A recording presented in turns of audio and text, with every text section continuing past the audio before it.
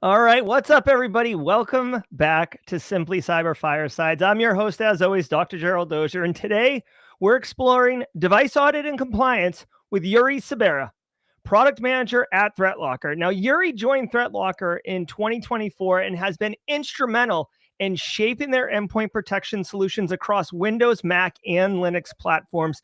And with over 16 years of experience in technology and product management, he brings a system thinking approach to cybersecurity. Now, today's conversation focuses on ThreatLocker's device audit and compliance, or DAC as it's called. Now, many organizations focus on detecting threats after they occur. Well, DAC takes a proactive approach, identifying misconfigurations and vulnerabilities before they can be exploited. And with the platform now expanding to Mac and Linux, including a major technical shift to eBPF for Linux agents, which we are going to go deep on, there is a lot to cover in only the next 60 minutes. We're going to explore what device audit and compliance means in practice, the dangerous misconfigurations organizations commonly miss, and how this approach differs from traditional vulnerability management. So GRC Mafia people, you're going to want to tune in on this one. I do, as always, encourage those watching live with us, drop your questions in chat. Put a Q in the front of it so I know it's for Yuriy. Yuriy will be here to answer them throughout our discussion. I want to say thank you for being here. I see a lot of familiar faces: Ms. Julian, Tai Kwang Gong, Mara Levy, Jay Gold, Steve Young, Sierra Zemeth, and others. Guys, we got a banger for you. I am super excited.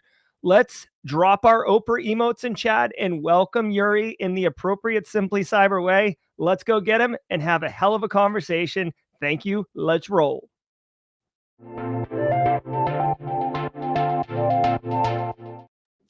What's up, Yuriy? How are you, man? I'm fine, thank you. How are you feeling? I'm loving it. I'm loving it. Yeah, no, I definitely appreciate your background, and I know the community here is going to absolutely love this conversation. So before we get into DAC and before we get into compliance configuration and how vulnerability management is a different animal altogether, tell us a little bit about yourself, Yuriy. Like, what drew you to work in cybersecurity, and what led you to ThreatLocker's? How, and is it their approach to endpoint protection specifically that brought you? So I got to ThreatLocker for mystical coincidence, not like very much I wanted to, but here I can understand that it was a very magical coincidence to get so that I'm here, and I'm loving being here. Also, the idea of zero trust endpoint security is like, it's very cool. Yes, it absolutely is cool, man. So, obviously, as a person in charge of product, you're definitely got your finger on the pulse of what's going on with clients and with customer base and out in the field. So walk us through what you're seeing in the field right now. There's much, especially because, of course, of AI. AI is reaching to every instance of our life, and to hacking and protection as well. But in that time, also we are seeing misconfigurations. That's which DAC stands for: Defense Against Configuration. So we are improving our product at whole, and bring this product to life because it's like natural improvement for our product. So you mentioned misconfigurations. Like, in my experience, it's really like there's three kind of areas of exposure. There's, technical exploitation, like you have a 0 day or something like that. Then there's end user just doing dumb stuff or having bad passwords. And then there's misconfigurations. And I feel like we do spend a lot of time on the 0 days. And in the last maybe 2-3 years, as it became very it became very trendy to like make fun of people for having terrible passwords. We're not really focused on that misconfiguration. So I'm right there with you. What do you see are some of the most common and dangerous misconfigurations that organizations are missing? So in organizational environment, there are a bunch of things could be misconfigured wrong, or yeah. So what is deck bringing to end user or admin? It's visibility of all of those misconfigurations. So we have a bunch of checks for Windows platform and Mac platform. Soon we will have for Linux platform.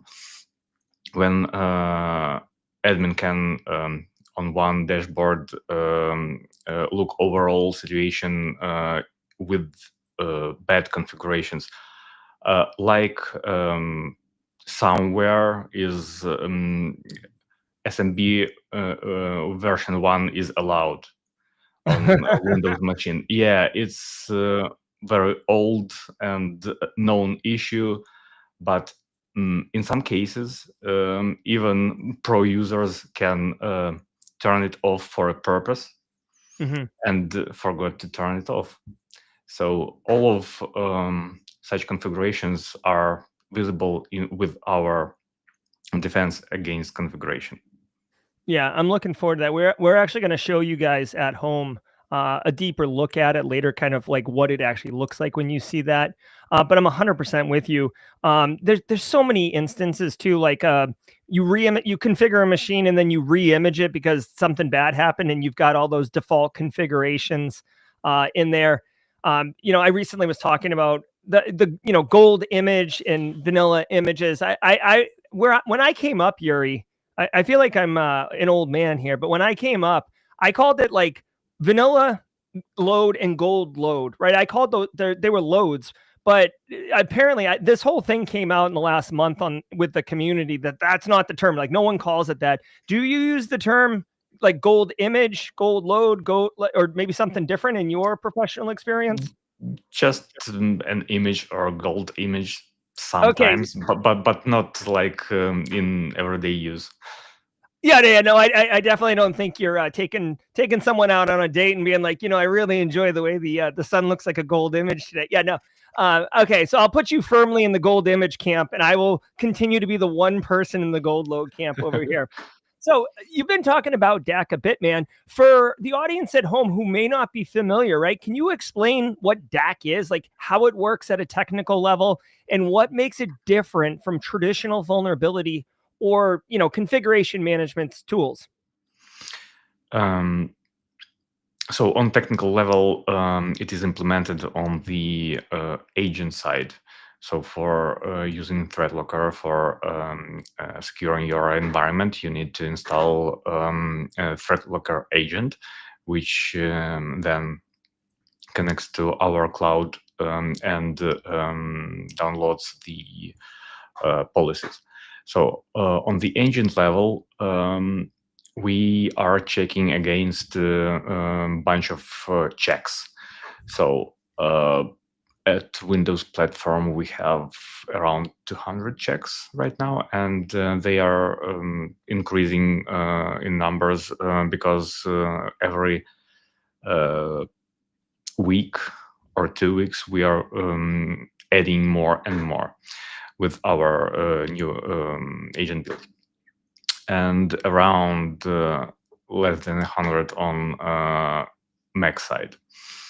So then all those checks are uploaded to our cloud. It processed, and we are creating the dashboard with numbers, charts, and security level, if you will.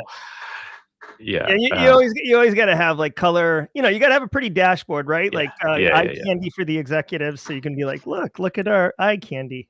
Yeah. Also, we are sending a report. It can be daily or weekly or monthly on your environment. So we are checking your environment continuously.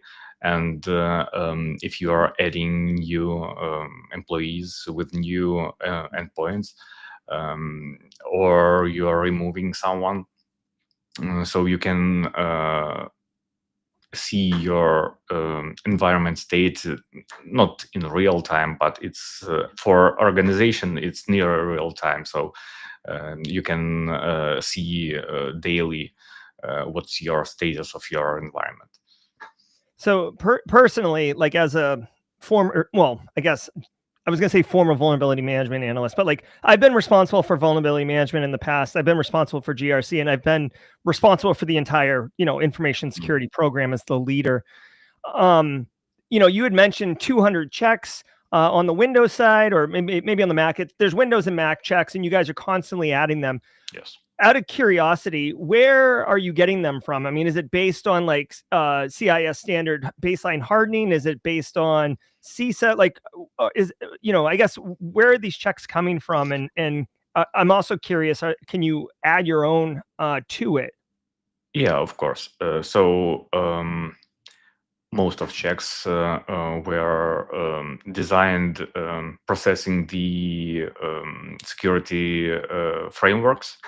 So they are attached to like FedRAMP or what is called ISTA. SISMA, yeah. Yeah. So there are a bunch of frameworks. Our team processed most of them, and there was a first list of checks. Then we are adding based on our experience also. Also, if someone, we are open to that. If someone thinks that they can propose a good check, we will implement it, because most of checks are like common sense checks. Right. Because you need to like open some ports, or open, let's say, SMB v1 for some explicit task in your organization, so your workflow is not broken. But we will show everything to your admins, and maybe if C-level wants to see the threat score or vulnerability rating of your organization, they also can check it right away. It's very easy. So I didn't realize this, but that's very cool that not only are you kind of pulling them from these standard security frameworks, I would imagine that you can very easily show and map to those frameworks. So like if you had to demonstrate compliance with, say, CMMC, for example, if you're trying to become a government contractor organization, it's kind of built in, which is almost like bonus for the platform. Because like really it's the visibility that you need to go talk to Carl in accounting, because all of a sudden he's got SMB1 up. But in reality, it allows for this reporting for compliance purposes as well. Is that a fairly accurate statement? Yes, every check is tied to a bunch of frameworks, so you can look through all the checks if you want, and understand that some framework is not met and some are met. So also in organizations which have compliance, so let's say FedRAMP, you can track your compliance near real time. So if some endpoints are not secured anymore, or not compliant anymore, you can update it right away. You can see that something was changed, and you will meet compliance like in a day or two. I like it. We have a question from Code Brew. What's up, Code Brew? Code Brew said, what would you say, Yuriy, is the biggest selling point for ThreatLocker? And it could be DAC, it could be ThreatLocker at like kind of larger speaking, implementing over a solution like, say, ThreatLocker, for example? Oh, I would say it's a zero trust approach to application control, and basically to any control like storage control or web control. So in today's world, AI is everywhere, and you are not longer can chase the race with AI-driven tools for breaching. So our approach is to block everything and then to allow what you need. Like it's a more secure approach, I guess, in that case. Yeah. So you don't need to raise that AI chasing thing. So yeah. I love it. I love it. So we're gonna pivot for 1 second, but I kind of want to do something fun right now, Yuriy. Like we have, hold on, can I do this? Oh, yeah, I can do it. I'm just gonna throw out 5 gifted subs because I appreciate everybody coming today. We have this thing on the channel where there's like memberships and you get access to all sorts of cool stuff. And I just threw 5 of them into the audience. So if you're here, you're one of the people who could be getting those right now, and all 5 of them just got picked up. So that's awesome. Enjoy the gifted emotes and enjoy just being part of the squad. It's awesome. Let's extend or let's continue on, Yuriy. Okay, so we're talking about platform expansion, and we talked a bit about this on the intro. Now, DAC is been around for a minute, but it's expanding beyond Windows to Mac and Linux. So what's the roadmap look like for this? Yeah, as you said, it is on Mac right now. We are releasing more and more checks on Mac. We want to, so basically Mac, we can say that it's more secure, but Apple is targeting a little bit, not the same audience, I would say. So that's why in default settings, I would say it's can be more secure.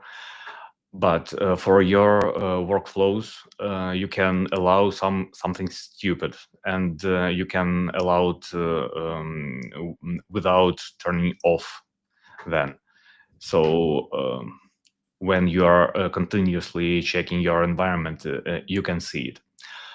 Also for Linux side, we have plans to for improving and to bring DAC to Linux as well.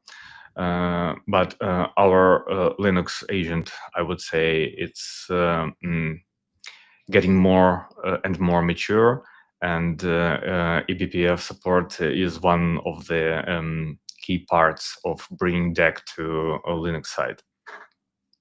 So what it is, it's an approach to manage system, if you will. It's created kernel hooks. It is dedicated for that. And prior approach was loaded kernel modules. So we till our third version of Linux agent, we utilized that approach because it's not old enough, but it's simpler for covering old systems. So eBPF has its own limitations. It should be Linux kernel 5.10 and up only to utilize that functionality. And for older ones, we still need to utilize LKMs. From what the benefits? So Linux platform is very fragmented. It's very fragmented. So, At Linux, at Windows, you have Windows 11, Windows 10, 8, 7, XP. Yeah, I mean, so Yeah, to your point, I don't know if you saw this in chat, but Kimberly Can Fix It did ask actually, like, what version of DAC does it work on all version of Windows? Like, like you just said, 11, 10. Does it work on server 2K? Everybody holding out on on 2008 R2 because they refuse to do domain schema upgrades. Like, yeah. what's the exposure for versioning? For all supported OS versions. Okay. So we have a bunch of supported versions, and yeah, because we have very old supported system, but it's only for several major clients. So yeah. For Linux side, there are as well very old systems which we need to support, and LKMs is very helpful. But the issue with LKMs is you need to do the build for every kernel version. And it's massive amount of work. And for newer ones, for 510 and up, it's not needed. eBPF is there, so we're working several months on that to have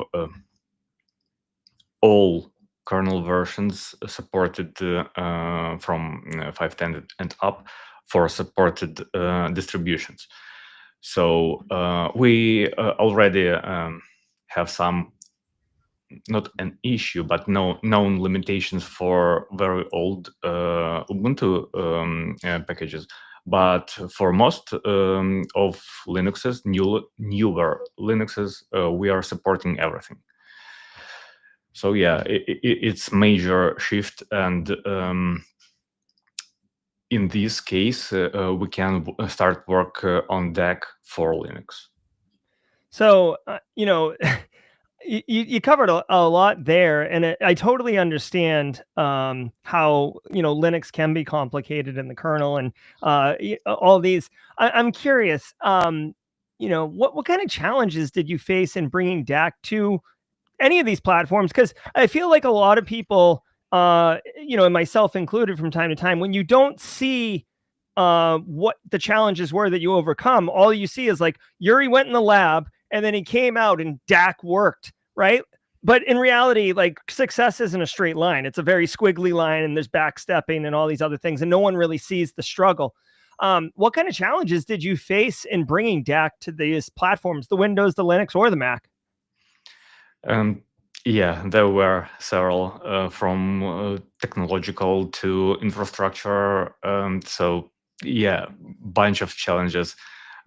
Even for, let's say, for Linux, it's understandable how to do it, but the implementation itself, it's pretty complex because of fragmentation. That's why as well we implemented eBPF support.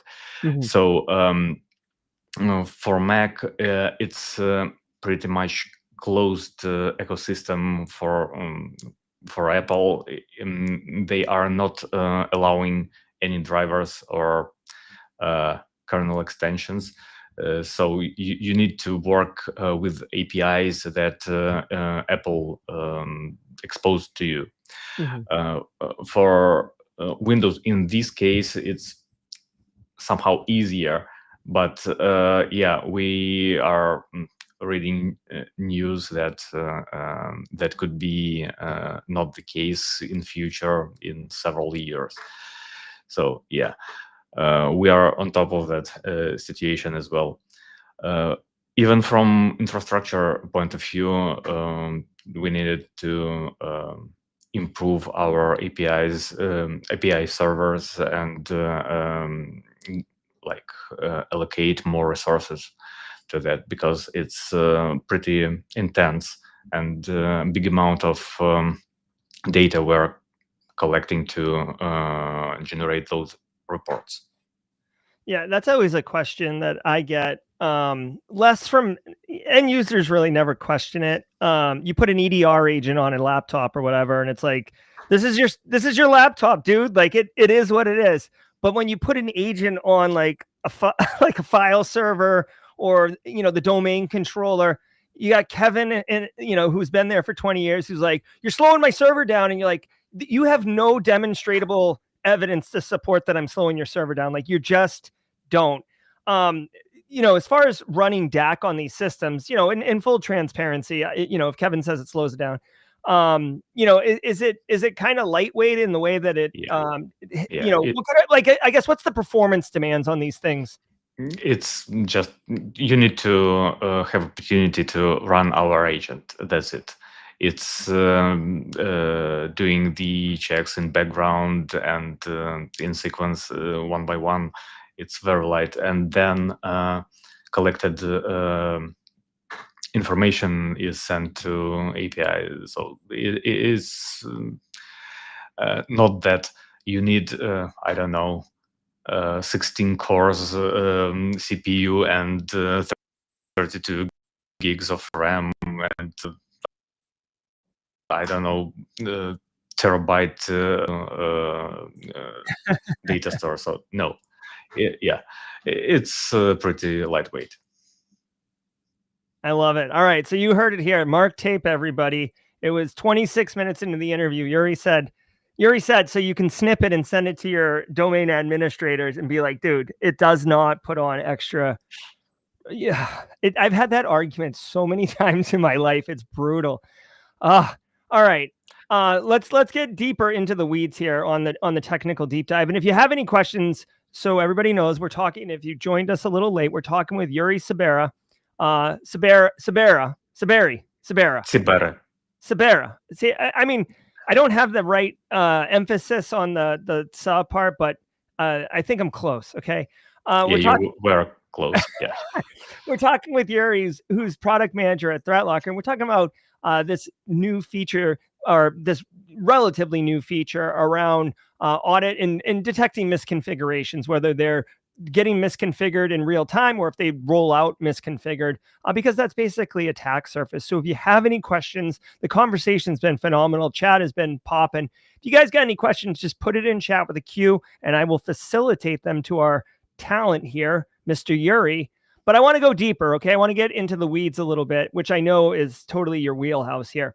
You're moving the Linux agent from the loaded kernel modules to eBPF, and you talked a little bit about that. Now, I didn't even know what eBPF was until I met you, Yuriy. Okay, so like that's how, just, I don't know. Don't judge me, Yuriy, okay?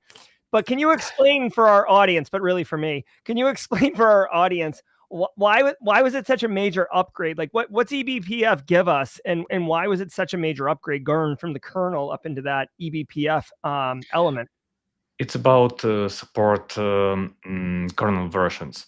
So with LKMs, you need, for Debian-based systems like Ubuntu, you need to create and test exact kernel version, like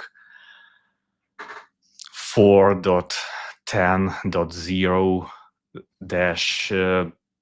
15-5 something. You need a regex to do that?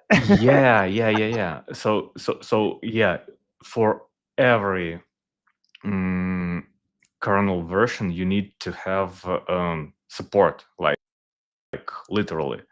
With eBPF, you just use it. So those kernel hooks are presented by Linus Torvalds.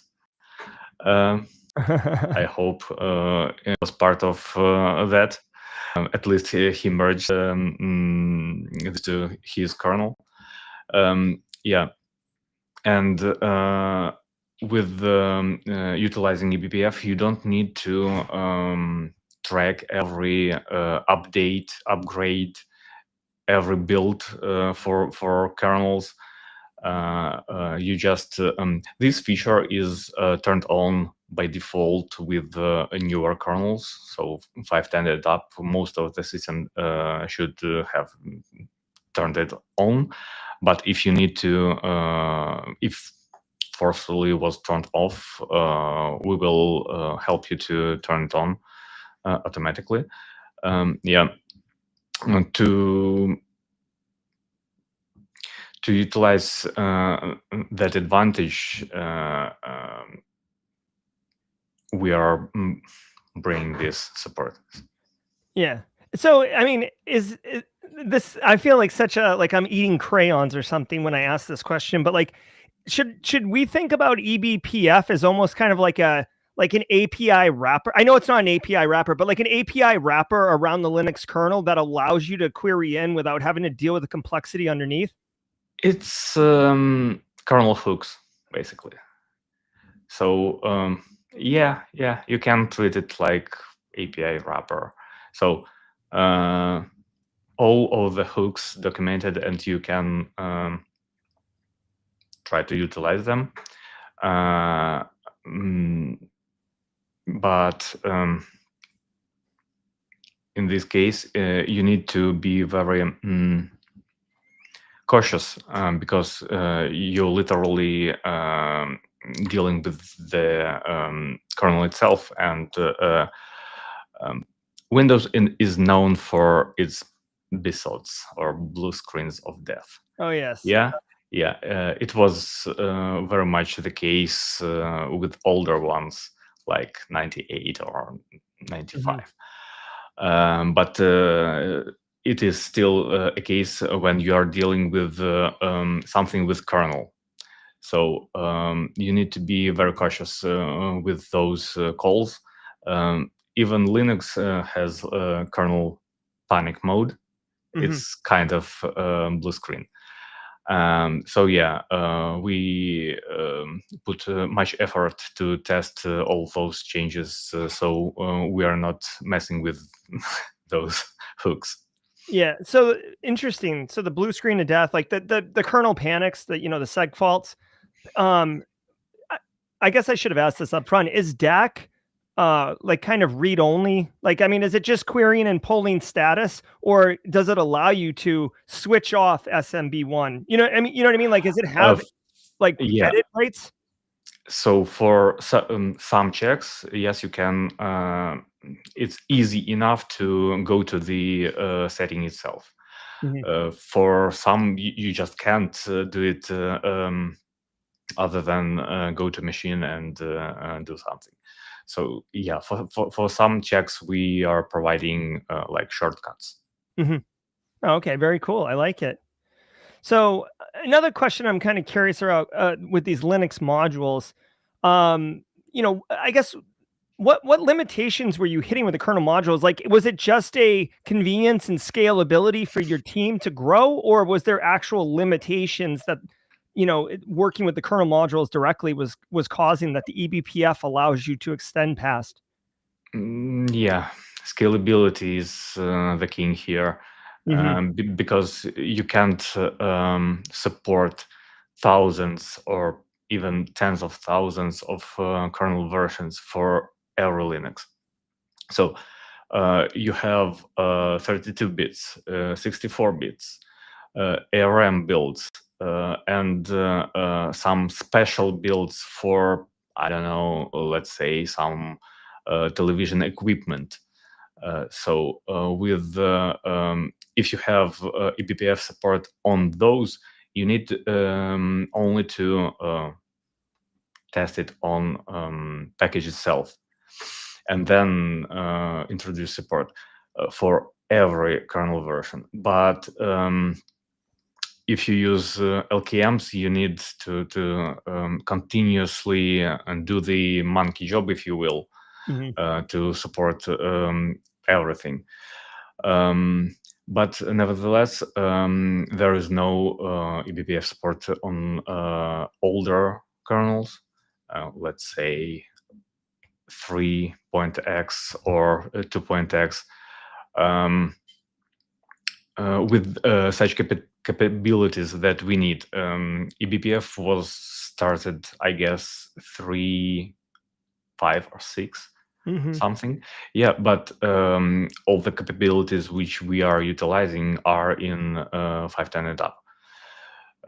So for older one, you need to use LKMs as well.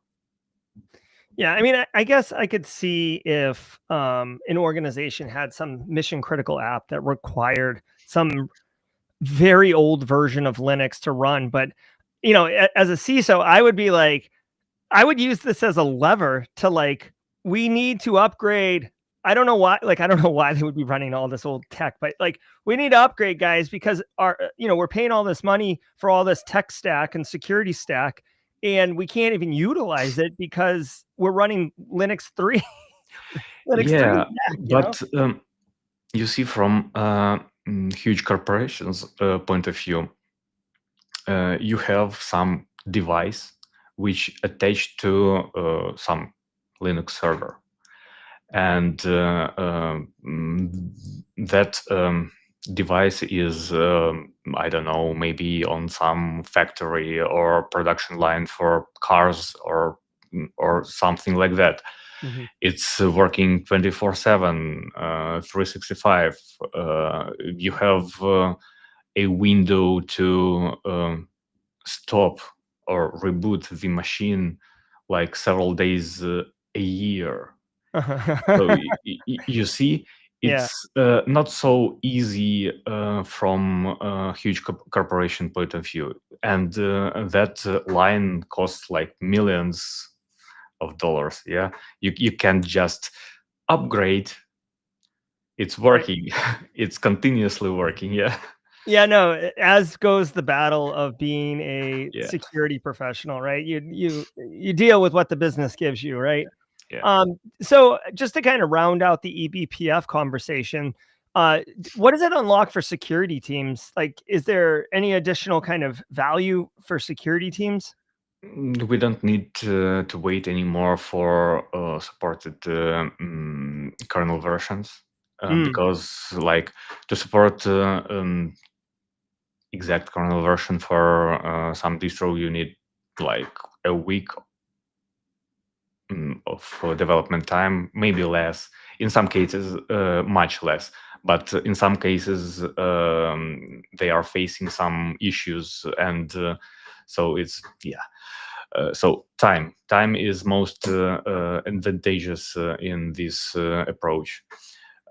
Also, you don't need to invent something new, because for some old kernels, you really need to invent sidewalks and shortcuts to for your product to work, or not to have kernel panic modes. So with this approach, you're not facing more problems. You need to maintain your current approach. That's it. Oh, really quick, this is great. Kimberly points out right here, if you're enjoying the conversation and you want to connect with Yuriy or learn more about Yuriy and all of his accomplishments, his LinkedIn profile is clickable in the description below. And of course, ThreatLocker is clickable in there. And again, thank you, ThreatLocker, for partnering with Simply Cyber to bring this conversation to bear. Definitely enjoy it. Let's continue. Oh, Zach Hill's here. He says hi, Yuriy, and hi to me. Good to see you, Zach, as always. Hello. Yuriy, yeah, before we pivot into practical application, Viper had a question here, kind of a macro level question of ThreatLocker. He wanted to know, how does ThreatLocker's test environment account for new or like flavor of the month threats? So, say, some configuration is all of a sudden flaring up, or we see scanning on the internet for some, configuration or version of something like that. How are you guys in the back? You know what I mean? How are the elves in the back putting things in place in the solution? Yeah, we have a bunch of teams which are tracking all of that, like threat investigation team, and our application team, which is learning new hashes for new updates and make our product like workable with the latest updates. So bunch of teams are making everyday effort to bring that to our customers. I love it. And just a follow-up question from the guy behind the mic here. As the product manager, right, for DAC and whatnot, how are you interacting with those threat intelligence teams? Like how's that collaboration work between them seeing it and the real telemetry out in the field versus and then bringing it into product and introducing it into development? I'm personally really curious about what that looks like. So basically, zero trust approach is preventing any breach, but we are testing those new evolved breaches against our test machines. Mm-hmm. Not product manager, but we are still testing any major investigation in the field. So we are trying to be on top of all of that, but we are kind of insecure state because of approach. We don't need to learn afterwards. We just need to do our best in our approach. I love it. Yeah, I love it. Another question coming in from the chat. Let me pull it up here. I haven't screened this one in advance, so who knows what we're going to get here from my friend Justin Gold. What concerns do you see in using AI to code, create systems and platforms, and then also using AI to scan those for errors and vulnerabilities? What ultimately happens to trust but verify? So this is more. We've pulled over on the side of the road, Yuriy. I'm using I've run off into the woods really quick, and we're going to have a quick conversation about this. Using AI to code. Have you heard of vibe coding? I'm sure, right? Yeah. What are your thoughts about vibe coding and then, using tools and AI to scan code, since you are developing code, Look, at this point, AI is a tool. So I would prefer to use it as a tool, not as a just create me something tool. But I need that. For that, please give me something, some type of approach or code, and then human being with experience can do this code maintainable and optimize this in some way. You can ask AI tool to try to optimize, but you know your system better than AI. To have such a background as you need to give all your code to AI tool. I don't think that it is the right thing to do, at least at this point of development of AI tools. There you go, Justin. Great question and phenomenal answer. Thank you, Yuriy. If you're just joining us, we're talking with Yuriy Tsibere, product manager at ThreatLocker, about DAC. ThreatLocker sponsoring this great conversation today. I want to take it to the streets, Yuriy. We're going to talk practical application.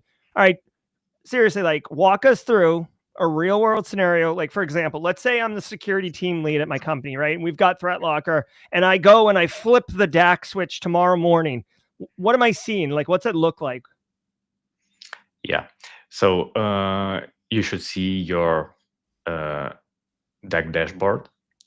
Okay, I think I have a screenshot of that. Yeah. So you will have threat level, your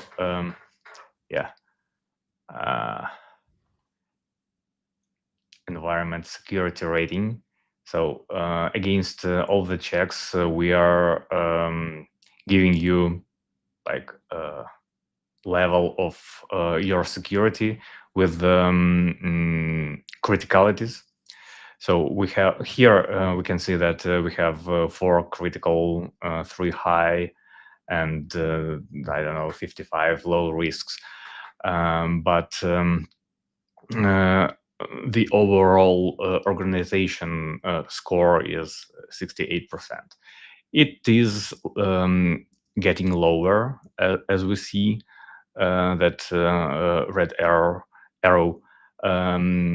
after the last check. So retrospectively, it became not so secure. Also, as we can see on the right side, more right. We are getting more and more checks, bring more and more checks.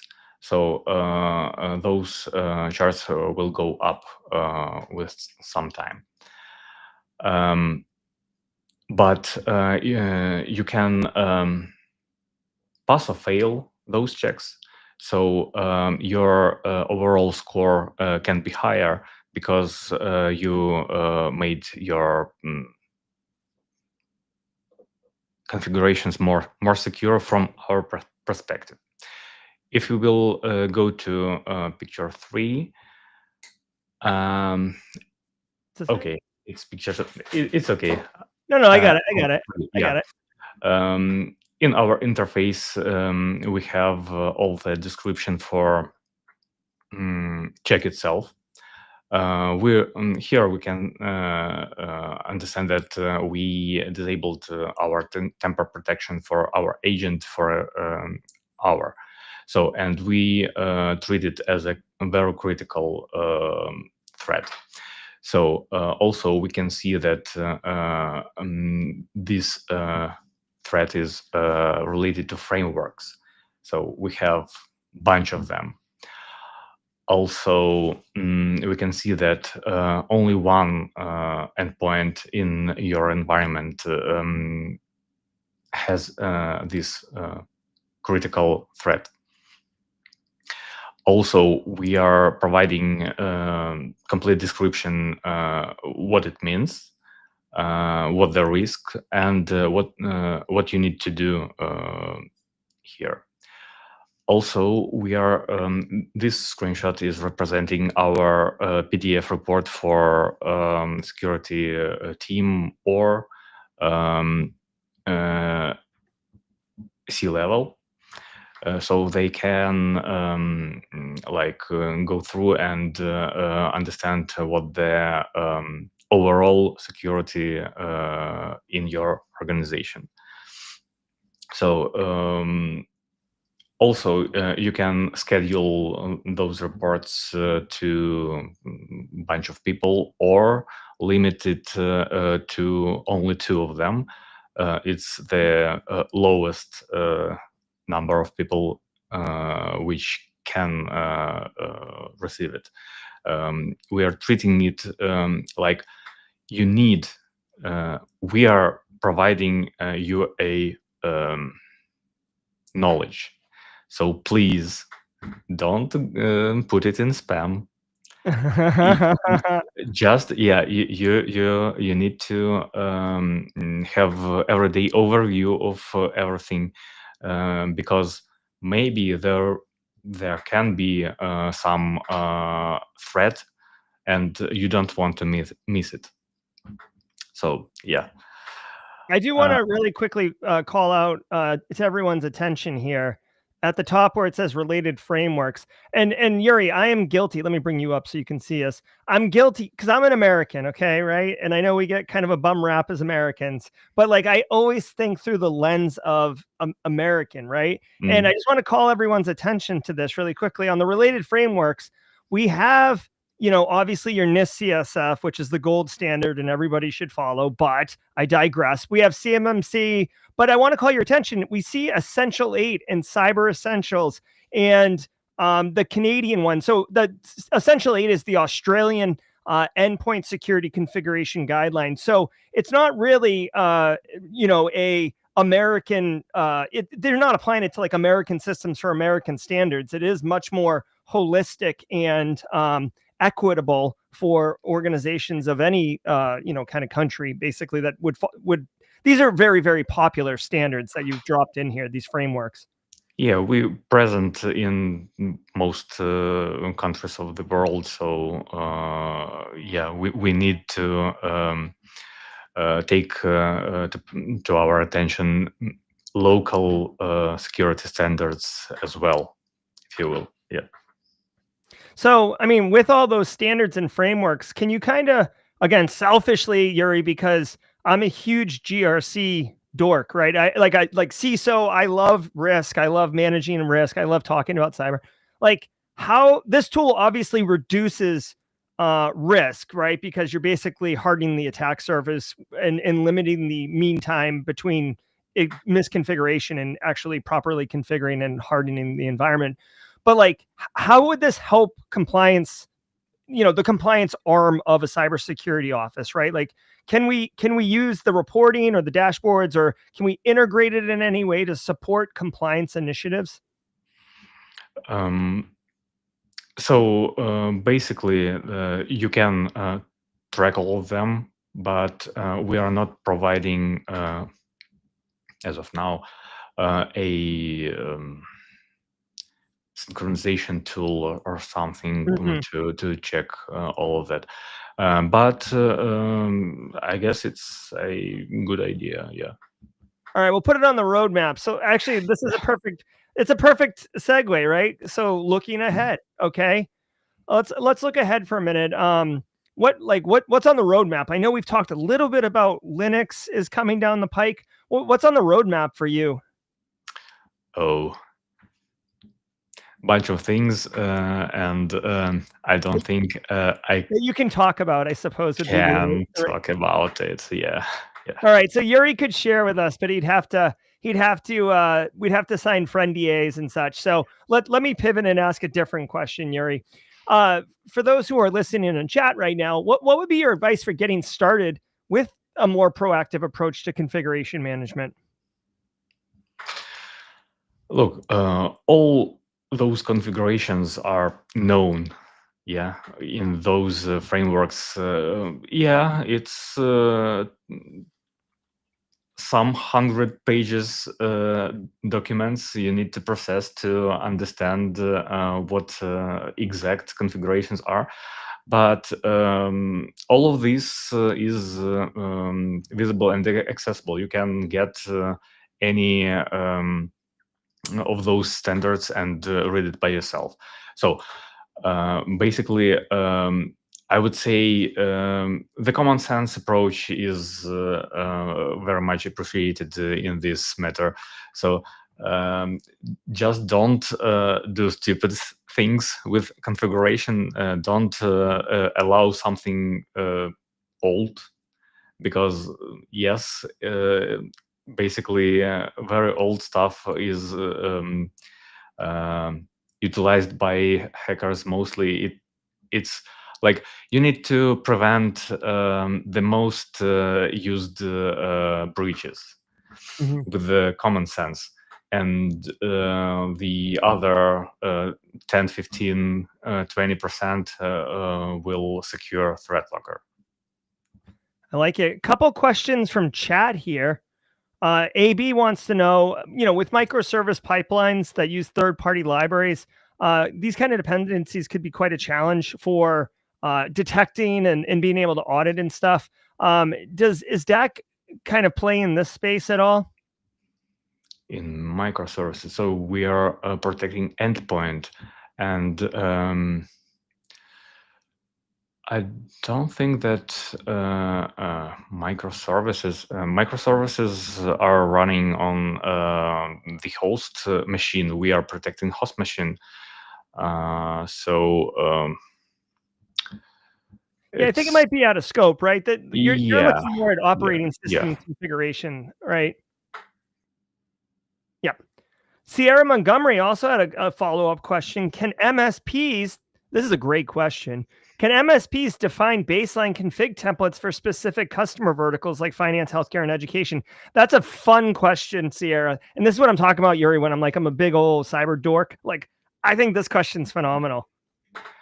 Yeah, so you can do something like that with our configuration manager, but not with our DAC product, because DAC product is showing you the current situation.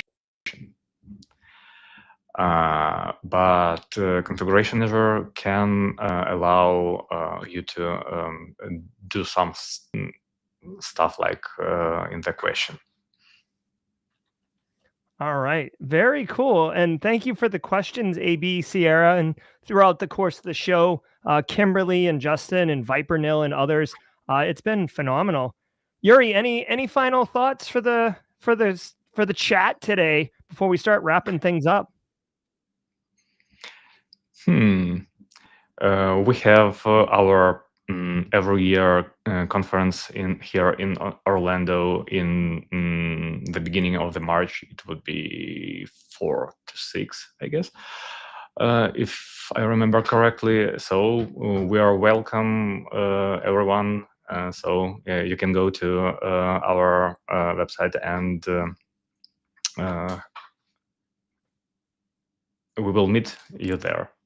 Check it out. Yeah. And I will tell you, Zero Trust World is the conference that ThreatLocker puts on every year. I had the opportunity to attend Zero Trust World with several of you in chat right now last year down in just outside Orlando. And phenomenal conference. I had a great time at that conference. And I'm scheduled to be there this year, Nice. Yuri. So you and I can like high five and maybe tip a pint back. I'm not going to make any assumptions that you like beer or not, but I do. So if you don't like it, I'll just hold 2.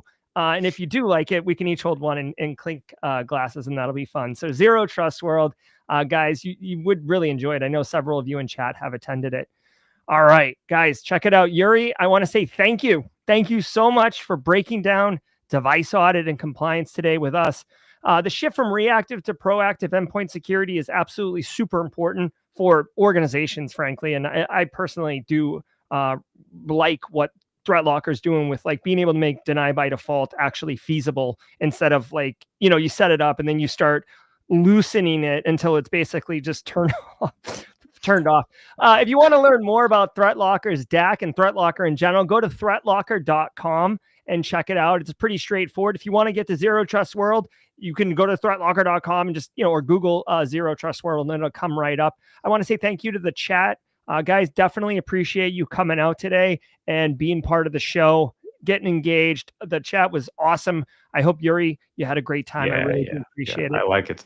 Awesome. All right. He likes it. Thank you, guys. Maybe we can get him back sometime. Guys, we'll see you tomorrow at 8 a.m. Eastern time for the Daily Cyber Threat Brief.